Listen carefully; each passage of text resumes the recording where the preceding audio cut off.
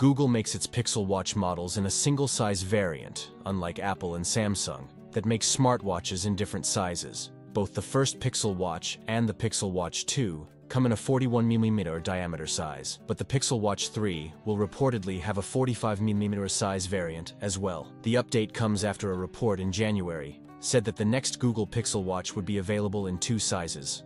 According to a report from 9 to 5 Google, the Google Pixel Watch 3 will finally offer a larger size variant in addition to the expected traditional 41mm model. The report claimed that the new variant will be 45mm in size, thus making for a much larger watch casing. While both models will likely get the same features, the larger-sized watch may get a bigger battery. Do note that the 45mm model will likely also carry a higher price tag, presumably costing $50 more than the 41mm model. Google's next smartwatch should launch running Wear OS 5 based on Android 14. Though the OS will reportedly debut on the Galaxy Watch 7 first, it will be introduced in October. Let me know in the comments below your thought. That's it for today's video. If you enjoyed it, don't forget to like, comment, and subscribe for more content. Thanks for watching, and I'll see you in the next one.